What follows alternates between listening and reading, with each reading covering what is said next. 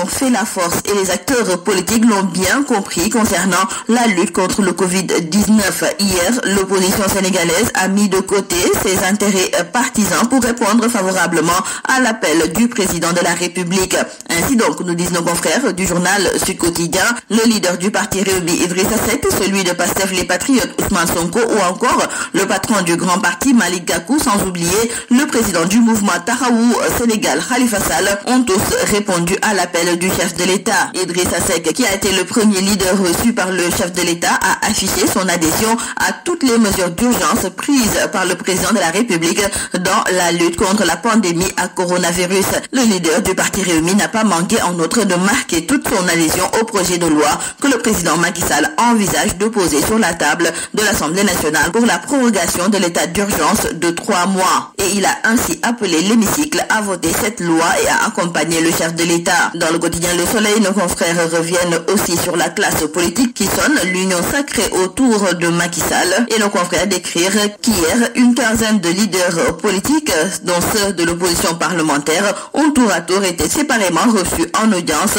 et ils ont tous salué les mesures prises par Macky Sall et promis de s'investir pour ensemble faire face à la pandémie. Pour nos confrères de Rewmi Quotidien, le Covid-19 neutralise le virus de la division. Nos confrères du journal L'Évidence décrivent que c'est la fin du coronavirus politique, et nos confrères du journal Les Échos eux aussi d'ajouter qu'il y a eu hier consensus national autour des mesures prises par le chef de l'État. Donc retenons avec nos confrères du quotidien L'As que l'opposition est prête pour le combat, et d'ailleurs Khalifa Sall l'a même déclaré, car l'ancien maire de Dakar a carrément fait savoir que quand c'est le pays, on doit dépasser les contingences. Pour ce qui est de Ousmane Sonko, nos confrères du quotidien Les Échos nous indiquent qu'il a été reçu au palais présidentiel et il dit s'inscrire dans cet élan de solidarité afin de vaincre le Covid-19. Cependant, nos confrères nous indiquent que le leader du parti Pastef n'a pas manqué de révéler son opposition suite à certaines mesures prises par le président de la République, notamment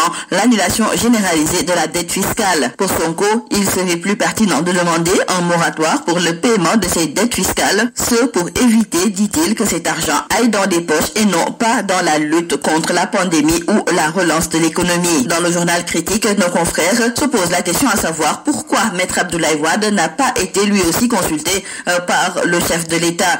Et selon nos confrères, c'est toujours Karim Wade qui mine les relations entre Macky et son prédécesseur. Mais pour autant, nous disent nos confrères, mission a été donnée à Doudou Wade au nom du PDS de répondre à l'appel du chef de l'État. Hier, le couvre-feu instauré par le chef de l'État est entré en vigueur. Et selon nos confrères du journal Tribune, Dakar, qui était d'habitude une ville si vivante, si bruyante, embouteillage à toutes les heures du matin au soir, la capitale s'est totalement vidée. Nos confrères de Dakar Times ont noté hier un cadrage complet qui a été donc fait à partir de 20h par les forces de défense et de sécurité à Dakar. Et hier donc ici à Dakar, le décor était inhabituel. Mais par contre, dans certains quartiers comme à la Médina et dans la banlieue, les Sénégalais ont pris la pleine mesure de la gravité du couvre-feu. À la Médina, nous disent nos confrères de Vox Populi, les policiers ont eu beaucoup de difficultés avec les indisciplinés. Beaucoup de jeunes ont été chassés des rues par les policiers sur des scooters. Il y a aussi les chauffeurs de car rapide qui ont donné du fil à retordre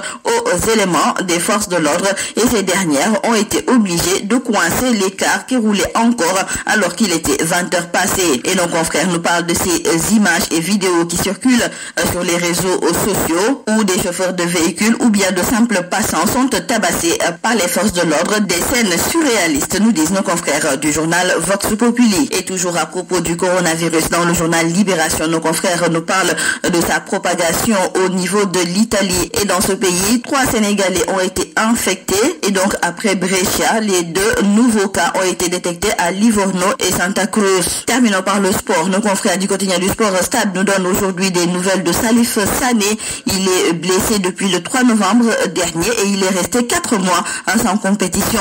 De retour à l'entraînement, il devra retrouver son meilleur niveau pour espérer récupérer sa place en club, de même qu'en équipe nationale où plusieurs joueurs se sont révélés au poste de défenseur central. C'est tout à votre